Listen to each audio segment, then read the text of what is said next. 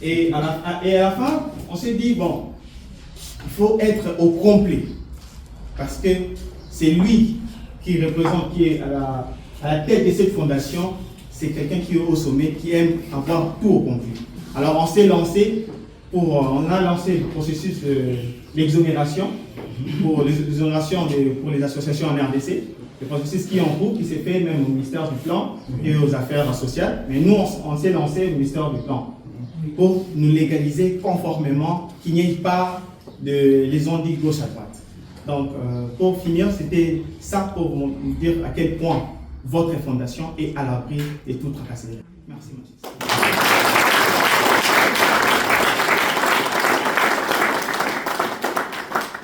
Non, Yves n'avait pas fini.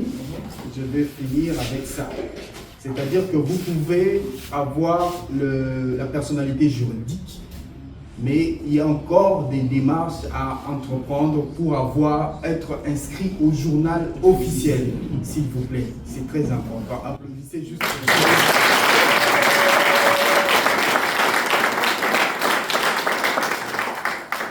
Et c'est donc ce qu'on avait dit, et c'est ce qui sera fait. Nous remettons ces documents à Sa Majesté.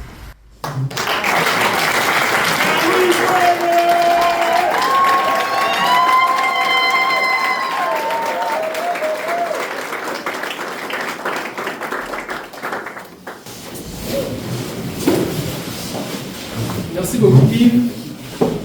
C'est lui qui parle trop. Même si aujourd'hui, il va trop parler.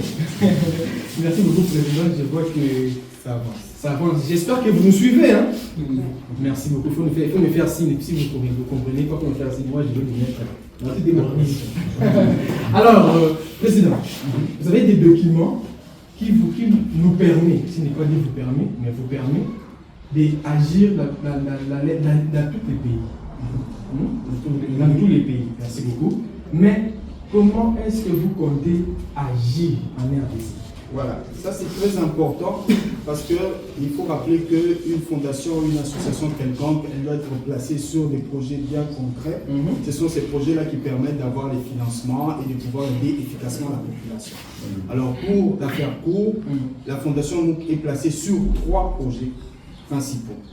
Le premier projet, c'est ce qu'on a appelé le RDC Éducation et Sociale Tour. Ça vous sera expliqué bientôt là. Le deuxième projet, c'est le projet PIS. PIS comme la paix. Pourquoi? Ça vous sera expliqué. Et le troisième projet, le plus gigantesque, c'est le projet Kisala. Vous aurez aussi l'explication.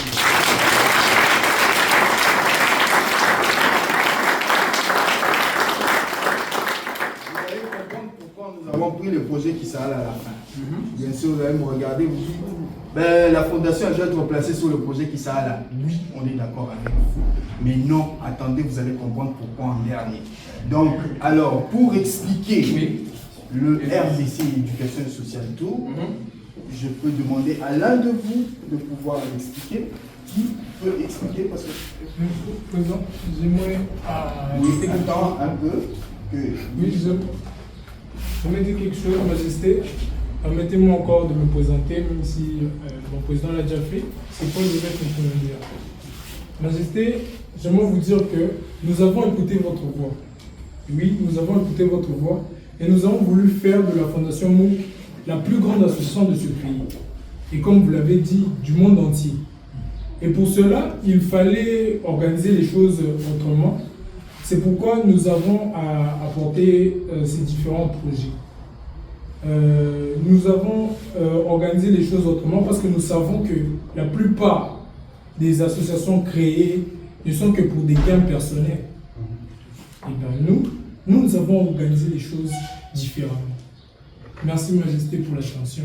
C'était juste que ça que j'allais dire. Merci.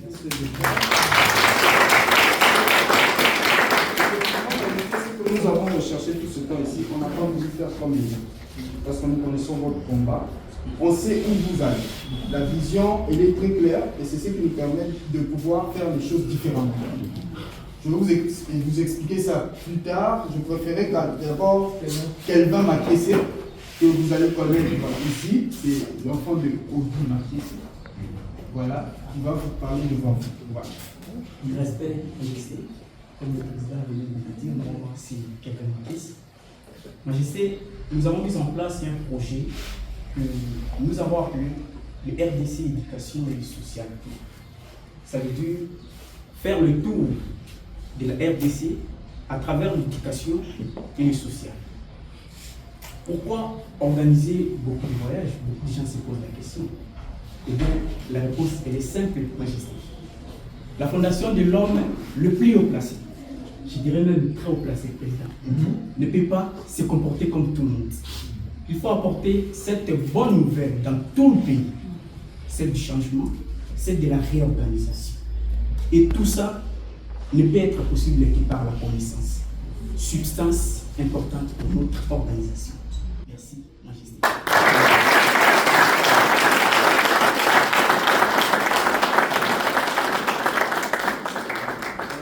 Voilà, justement, ça a toujours été dans la tête des gens. Ils se posaient la question, pourquoi vous voyagez autant? Vous ne gagnez pas de l'argent dedans. Mais nous savons qui nous sommes et où est-ce que nous allons. Ah oui. Alors c'est comme ça qu'on s'est dit, nous sommes un peu les yeux et les pieds de Sa Majesté. Comment ça? C'est qu'on doit piétiner quelque part pour voir. Parce que la fondation en soi, c'est quoi? Elle regarde les problèmes sociaux qu'il y a quelque part pour trouver des solutions. Mais si Sa Majesté doit être confortablement assis dans son trône à Kissaala, nous, qu'est-ce qu'on fait? On fait le pays, n'est-ce pas? Voilà. Donc on s'est dit qu'on organise des voyages et qu'on ne œuvre pas comme les petites associations.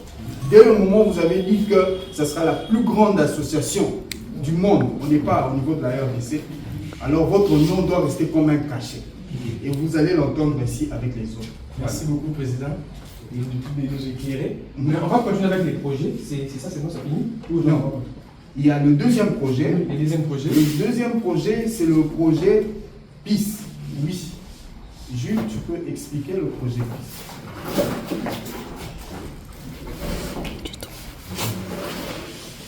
Merci beaucoup, Président. Majesté, c'est un grand honneur. Mais d'abord, je tiens à signaler à toute l'assistance que ne me tenez pas avec lui si je parlais mal parce que je suis devant sa grande majesté. Donc j'ai des tracts, c'est normal. Majesté, pour moi, c'est un grand honneur, comme je venais de dire tantôt. Moi qui vous ai écouté au téléphone à partir de Lubumbashi, Kalemi, Kabalo et Kissaala, de vous voir enfin en réalité, en vrai, bout en bout, comme on vous appelle.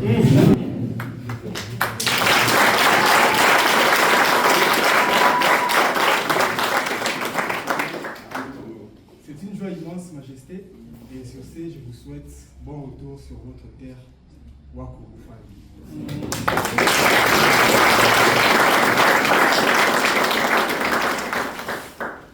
Majesté, nous avons longtemps imaginé un projet qui concorderait avec vous.